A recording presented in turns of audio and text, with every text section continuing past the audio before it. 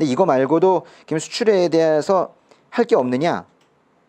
많이 있어요. 많이 있지만은 이런 식으로 정리해야 가는 거예요. 근데 조금 더 이제 간접적으로 또 할 수 있는 거, 이 정도까지는 이제 진짜예요. 그리고 나서 한 10번 이 정도는 그냥 뭐 좀 약해요. 약하니까. 그런데 그래도 좀 이제 하면 좋겠는 게 이건 시행령이어서요. 시행령 246조, 시행령 246조에 6항, 그것도 저 뒤쪽에 있어. 한번 찾아가 보세요. 이게 뭔가. 뭐예요? 수출환율이죠. 아, 이거 중요하지 않습니까? 뭐 판단하기 나름이죠. 그렇지만 뭐 이걸 가지고 아주 중요하게 다뤄지진 않을 것 같아요. 그렇지만은 수출환율은 확실하게 말 그대로 수출에만 적용이 되는 거잖아요. 좀 이런 것들도 기억해 놓으시면 좋겠고. 또 이제 하나 더 하시면 좋겠는 것이 수출 신고 부분인데요. 법에 241조도 사실은 보셔야 되고 242조도 보셔야 되는데 241조와 242조 다 한번 보세요. 여러분 241조는 이것도 좀 외워두시면 좋은데 이거 241조는 정말 유명한 그런 조문입니다. 그래서 요거를 한번 외워두시면 3번 써먹거든요. 241조 한번 찾아가 보세요. 241조 제목이 뭡니까? 그래요. 이게 수출 수입 반송의 신고인데 이 첫 줄 보세요. 물품을 수출하거나 수입하거나 반송할 때에는 맨 끝에 신고해야 된대요. 그래서 이거는요. 모든 통관에 다 적용이 돼요. 이게 뭐 수출 신고 문제가 나와도 쓸 수 있는 문장이고 수입 신고 나와도 이게 언급이 될 수도 있고 반송 신고가 나와도 그렇고 이게 그래서요. 이 이제 1번의 제목을 굳이 단다면 말 그대로 수출 신고, 수입 신고, 반송 신고예요. 이게 통관의 시작 아닙니까? 그죠? 이게 사실 뭐 이 신고로 이제 구체적으로 들어가는 거니까요. 근데 그래서 이 241조 1항이 참 유명한 조항입니다, 이게. 그러니까 이 수출 신고에 대한 얘기도 할 수가 있겠죠. 그렇죠? 할 수 있겠죠. 242조는 뭔가요? 한번 보세요. 242조는. 이건 신고인이에요. 신고인. 근데 이제 242조 이 수출 신고인 요거 때문에 요게 중요해서 241조가 같이 중요해진 거예요. 그래서 요게 이제 논제가 되는 거예요. 요게. 수출 신고인은 아주 중요해요. 원래 241조만 하면 그냥 이렇게 하고 말아야 돼요. 이건 별거 아닌데 요게 242조랑 같이 쓸 수 있다면 그때는 이게 상당히 직접적이 되는 거예요. 뭐 수출 신고에 왜냐면 241조가 수출 신고만의 정의 아니잖아요. 사실 별거 아니죠. 수입 신고, 수출 신고, 반송 신고 다 나온 건데 242조가 같이 가니까 241조를 같이 썼을 때 이 의미가 되는 거예요. 수출 신고에는 좀 다릅니까? 다르죠. 수출 신고에는 누구예요? 보니까 일단 모든 신고는 화주나 관세사 등의 명의죠. 근데 여기 관세사 등인데 좀 나눠서 써야 되겠죠. 관세사, 관세법인, 통관취급법인이라고. 근데 이 수출 신고의 경우에는 누가 더 추가되고 있습니까? 그러니까 이거 갖다 이제 짧게 줄여서 제조자 이렇게 이제 하면 안 되고 아주 길게 써줘야 돼요. 그죠? 예. 화주에게 해당 수출품을 제조하여 공급한 자의 명의로도 할 수 있다는 거예요. 사실 이 부분은요 아주 오래된 문제이긴 하지만 한번 기출이에요. 수출 신고인을 언급하라는 것은 이건 매우 중요합니다. 그래서 화주, 관세사 등 말고도 제조자가 추가된다. 근데 제조자가 아니라 길게 뭐라고 그랬어요? 화주에게 해당 수출물품을 제조하여 공급한 자. 말하자면 직접 수출하지 않아도 수출 전 단계에 있는 공장도 명의자로 수출 신고할 수 있다는 거예요. 와, 뭐 할 게 참 많네, 그죠? 예. 근데 아주 중요한 걸 지금 안 했어요. 꼭 물어볼 텐데 네. 하나만 더. 12번째. 법에요. 251조 한번 찾아가 보세요. 251조. 요거는 아주 중요해요. 이건 꼭 물어볼 거예요. 이거는 251조는.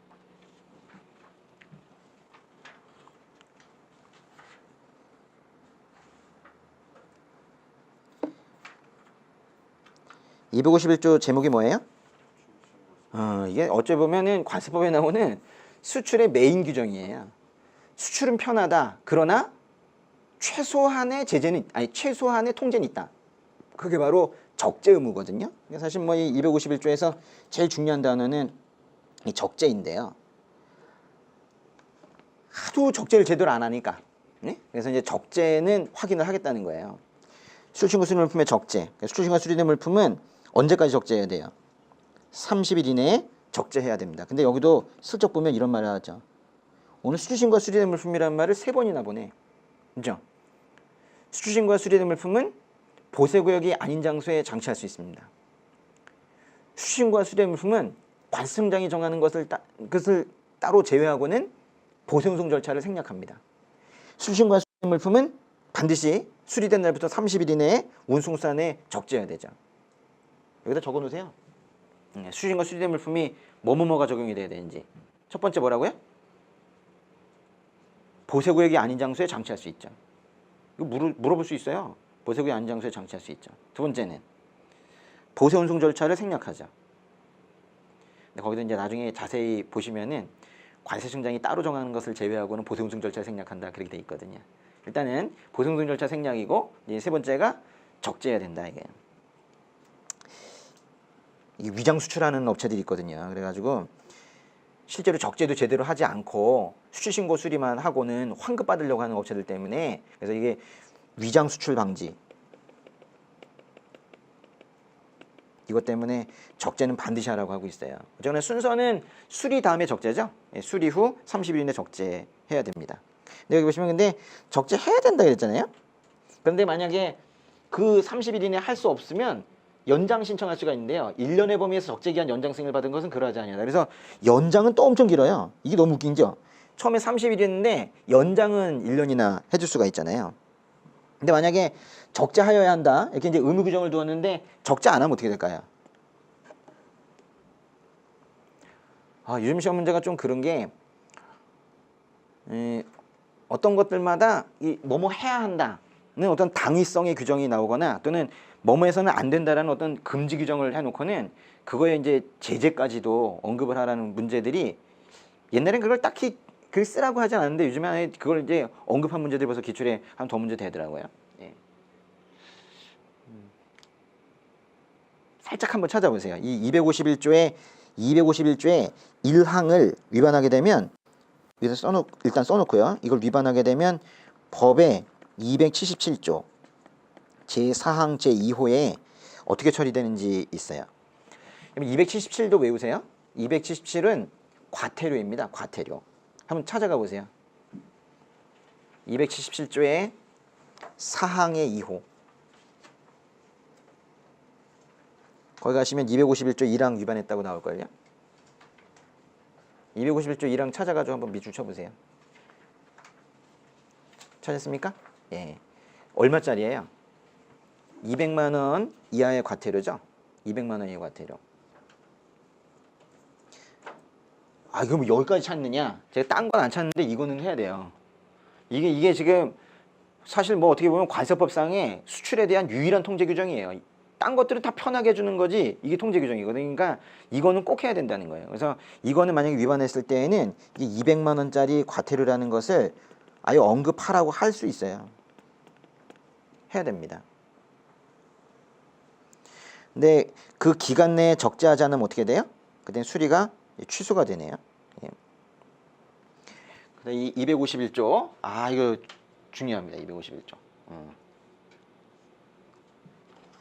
적재 의무 중요하다.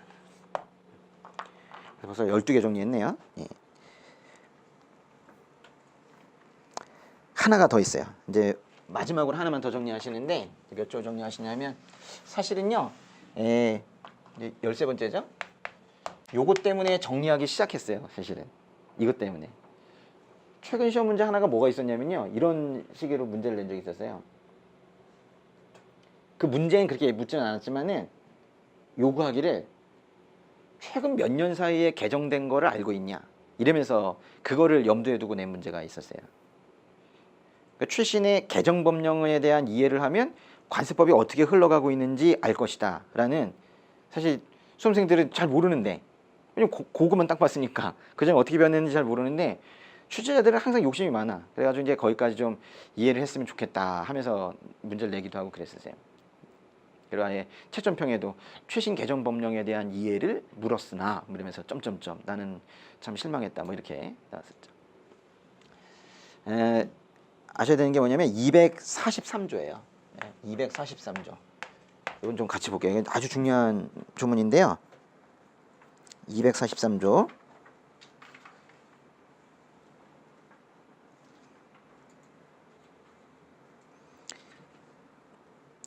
243조 제목이 뭐예요? 신고의 요건이죠. 근데 거기에 1항은 반송 관련된 거예요. 2항은 수입신고 관련된 거고 3항은 반송신고 관련된 거예요. 그런데 4항 있죠. 요게 최근에 들어간 건데 아주 중요해요. 이 4항. 이 4항. 별표 요거. 수출이 너무 편하니까 이제 수출에 대한 제한을 좀 해야 되겠다는 거예요. 그래서 243조 전체가 아니라 이 사항 있죠. 이게 중요해요. 그래서 여기 보시면은 단속이 필요한 감시 단속 필요한 이 수출 물품 있죠. 이거에 대해서는 어떤 조치가 취해져야 되느냐. 여태까지 너무 편하게 하니까 이 수출업체들이 자꾸 장난치는 거예요. 그래가지고 요게 아주 자세하게 들어갔어요.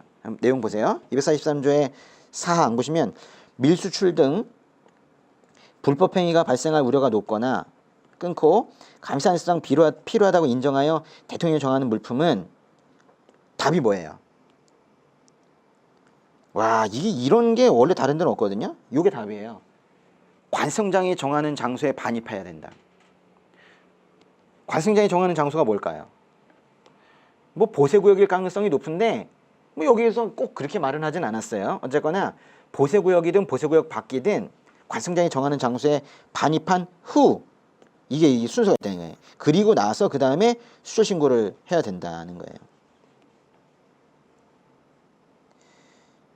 옆에 시행령 보세요. 그것과 관련되어서 이 시행령이 잔뜩 들어갔는데 이 전체가 다 이 2항과 관련돼 있는 거예요. 보시면 보세구역 반입 후 수신고해야 되는 대상들 있죠. 제가 보기에요. 요 문장 있죠. 요 표현 있죠. 요거는 시험에서 딱 요 문장 그대로 이렇게 물을 거예요. 수출에 대해 설명하되 특별히 보세구역 반입 후 수신고 대상. 이게 오히려 시행령의 표현이 시험에 나오기가 좋은 거예요. 이게 바로 이렇게 표현을 했지만은 보세구역 반입 후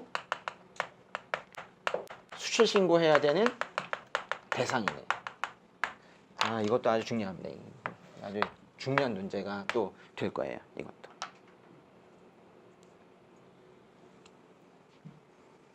어떤 게 보세구역 반입하고 나서 수출 신고해야 되는 거래요? 도난 우려가 높은 물품 등 국민의 재산권 보호를 위해서 수출 관리가 필요하대요. 여기 지금 제일 중요한 말이 뭐 같아요? 이게 지금 재산권 보호라는 것 같아요. 그죠? 국민의 재산권 보호를 위해서 관리가 필요한 거. 또 환급 문제 때문에 그런데요. 이 부정환급 우려가 높은 거 있죠. 그래가지고 고세율 원재료를 지정하여 수출한 물품 등 부정환급 우려가 높은 거. 그러니까 여기 보시면 이 등자가 붙어 있는데 이건 다 이제 앞에 건 다 예시인 거고 예시가 중요한 게 항상 등 바로 뒤에 있는 말들이 중요하거든요. 뭐뭐뭐뭐 등 뭐 할 때. 그래서 여기서는 그래서 이 뒷부분이 제가 여기기에 중요하다는 게 아니라 이 문장 구조상 이게 벌써 딱 중요하다는 게 딱 보이는 거예요. 그러니까 요거 두 개 앞에 있는 예시를 제대로 쓰지 않았다고 점수가 많이 깎이진 않을 텐데 요 말을 만약에 제대로 쓰지 않으면 그때는 이제 점수가 크게 깎일 거예요. 그런 거를 우리가 판단을 할 수 있어야 돼요. 이 항은 뭐예요? 수출입 안전관리 우수공인업체가 수출하는 물품은 관세청장이 정하는 장소에 반입하는 수출에 신고를 하는 물품. 여기 보시면 관세청장이 정하는 장소에 반입하는 수출에 신고를 하는 물품. 바로 앞에 있는 모든 물품입니다. 여기에서 제외한대요. 쉽게 말하면 그 AO 인증받은 업체는 이 제도 이걸 적용받지 않네요. 여기서 지금 1항을 잘 쓰셔야 돼요. 1항을. 꼭 나옵니다. 그래서 여기까지인데요. 그 13개를 이렇게 정리를 했었는데 그래서 지금 제가 그 빨간색으로 해드리면서 이 포인트가 됐던 것들 있죠. 포인트가 된 건 다 나오지 않아. 절대로 다 나올 수가 없어요. 그 다 나오면 양이 얼마나 많겠어요. 근데 포인트가 여러 개라는 거를 알고, 그러니까 전체를 다 정리하시면 아마도 한 30점 분량이 될 텐데, 그러나 결국 나중에 30점 분량을 정리하시고 10점으로 가서 나중에 쓰게 될 거예요. 요거를 언제까지 해오시냐면 다음 주까지 하셔가지고, 그러니까 10점짜리가 아닙니다. 알았죠? 그 안에 10점짜리 된 거지만 실제로는 2페이지, 3페이지 넘어갈 텐데 양 꽤 많을 거예요. 그러니까 그거를 써가지고 그 다음 주에 가져오세요. 제가 보겠습니다. 됐죠? 그래서 수출 하나 정리하시고 이제 또 하나 꼼꼼하게 정리하시고 그 다음에 조금만 더 하고 잠깐 쉴게요. 이제 반송도 하나 정리하시는데 다시 맨 앞으로 한번 가보세요. 법제 2조로 다시 맨 앞으로 가보세요. 오늘 아주 반송의 정의는 벌써 몇 번 언급을 해가지고 벌써 다 외우셨을 텐데, 반송에 대해서는 이제 법제 2조 이건 뭐 꼭 하셔야 되고, 뭐 아까 수출 정리했던 거랑 마찬가지로 거기도 2조 13호에 가니까 13호에 반송도 뭐에 하나다? 이것도 정리하면서 갈게요. 예. 그러니까 일단은 법제 2조에 법제 2조에서 법제 2조 3호에서 이 반송에 대한 정의를 여러분이 꼭 좀 정리를 좀 하셔야 되고, 두 번째 법제 2조의 13호에서 이게 이제 통관의 한 종류라는 거 이제 언급이 될 필요가 있겠죠. 그렇죠? 근데 뭐 이거는 그렇게 중요하지 않다고요. 그랬지만 하긴 해야 돼요. 통관의 한 종류니까.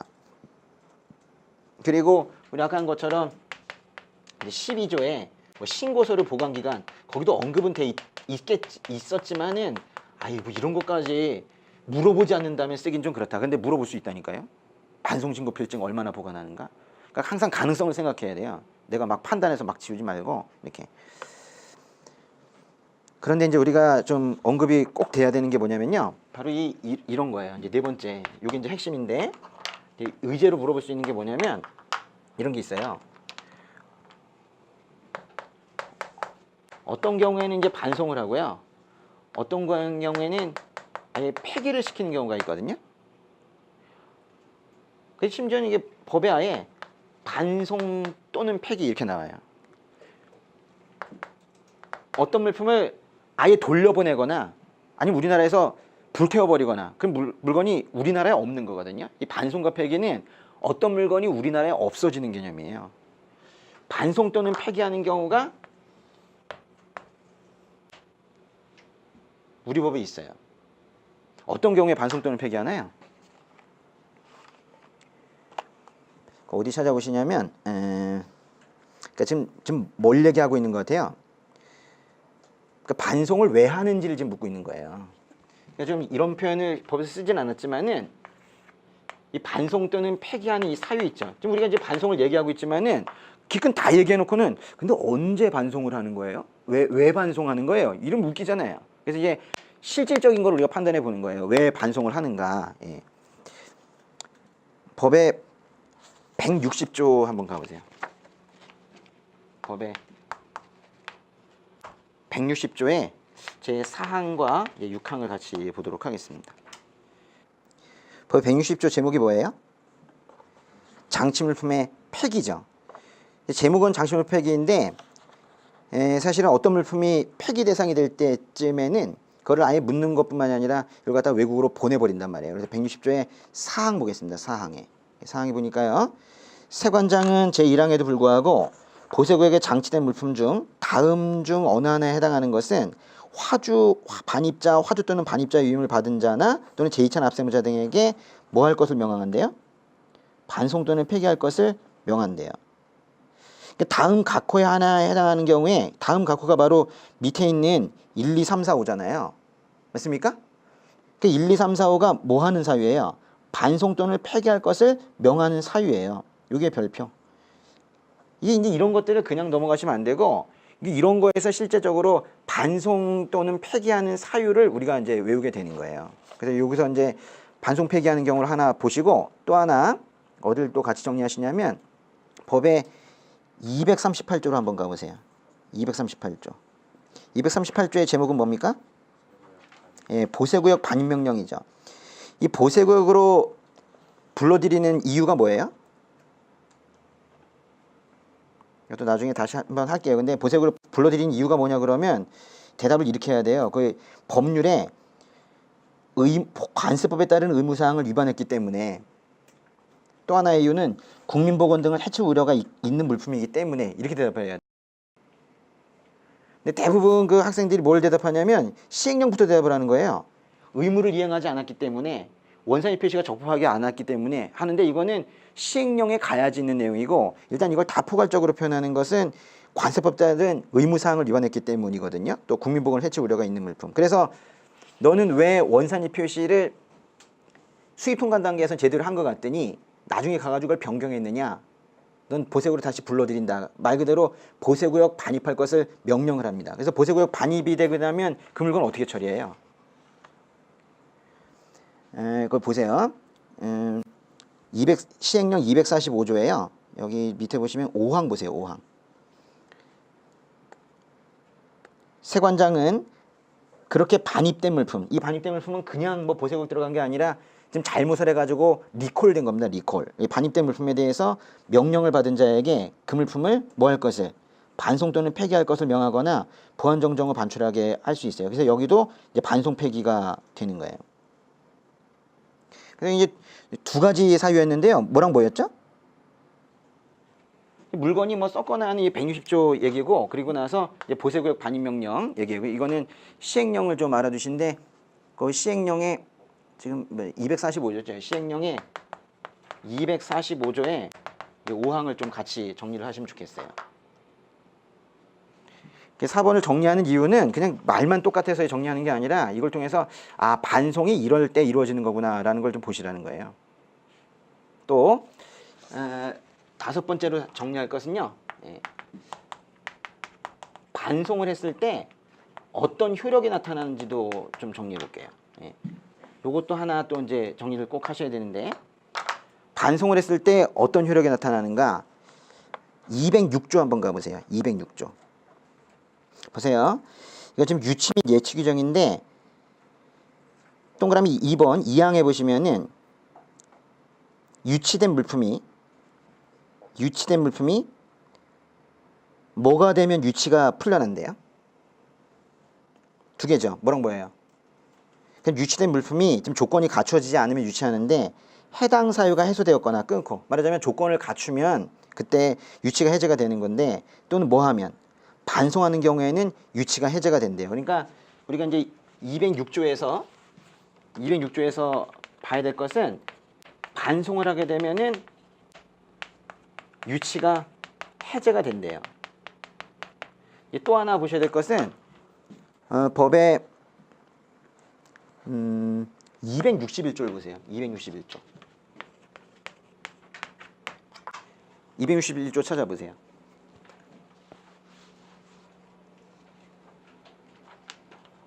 261조는 상당히 짧은데요.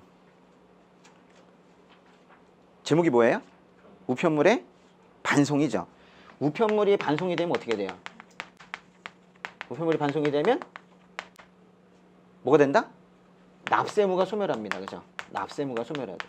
그래서 우편물이 우리나라에 들어왔다가 그것이 그냥 반송이 되게 되면 납세무가 사라져요. 그러니까 이런 것들은 아주 중요한 개념이에요. 그래서 반송과 관련되어서 우리가 꼭 기억해야 되는 것들이에요.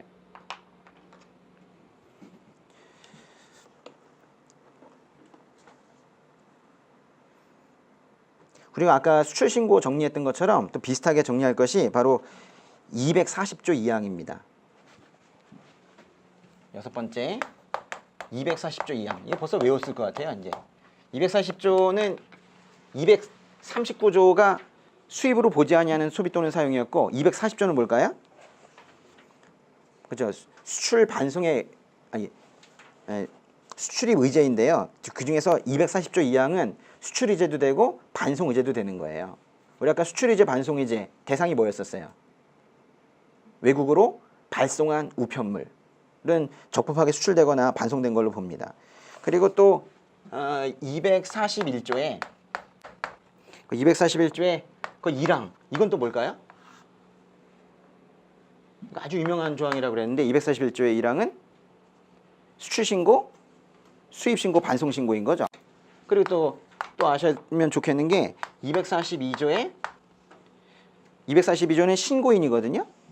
신고인이 지금 반송의 경우에는 신고인이 누구예요? 화주, 관세사 등이죠. 그 다음에 또 243조예요. 거기에 아까 우리 사항을 봤었는데, 사항은 수출과 관련된 것이고, 거기에 그 1항, 3항 이런 것들이 또 다 반송과 관련된 것들이에요. 그런데 이런 것들은 다 그냥 간접적인 거예요. 물어볼 수도 있고 아닐 수도 있고 한 것들인데 어쩔 수 없이 정리하는 것들이에요. 이런 것들은 쭉 봐두시고, 그 다음에 이제 10번째로 이제 정리해야 될 것이 바로 269조예요. 269조에 보시면 그 사망에 밀수출 밀반송죄 있잖아요. 우리 아까 정리했던 거. 그거예요. 밀반송죄. 이것도 뭐 물어볼지 안 물어볼지 모르겠어요. 근데 이것도 이렇게 같이 해놓으시고. 제가 지금 뭘 하고 있는지를 알려드리는 거예요. 뭘 하고 있냐면 지금 이렇게 말 비슷한 걸 찾아가지고 쭉 정리하는 게 우리의 목표가 아니에요. 지금 오해하시면 안 돼요. 지금 제가 그냥 일부러 이렇게 한번 한 거예요. 쭉 해가지고 저것도 정리하고 저것도 정리하고 저것도 정리하고 이게 아니라 이런 식의 사고가 우리 머릿속에 있어야 된다고요. 지금 이거 자체가 지금 여러분 답을 드리려고 하는 게 아니에요. 그래서 제가 프린트를 이렇게 해서 드렸지. 지금 그게 아니라 지금 제가 일부러 그냥 이렇게 한 거예요. 그러니까 이 관세법 전체가 이렇게 뭔가 이렇게 반송 관련돼서는 여기도 나오고 여기도 나오는데 이건 참 중요한 반송이구나. 이렇게 이건 참 반송의 효력이구나 이러면서 이런 이해들이 머릿속에 있어야 된다는 걸 말씀을 드리는 거예요. 그럼 이제 이렇게까지 되려면 어떻게 해야 되느냐? 계속 보시면 돼요. 보고 또 보고 보고 또 보고. 근데 이게 회독수가 한 30독 정도 넘어가야지 사실 이런 것들이 조금씩 보이거든요. 근데 그렇게 됐으면 좋겠다라는 바람을 말씀을 드린 거예요. 계속 이렇게 수업하지는 않습니다. 저도 답답해요 이렇게 하는 거는. 한데 그리고 왔다 갔다 하는 거 이거 별로 좋지 않아요. 이런 수업들은 별로 좋지 않은데 이렇게 한번 한 거예요.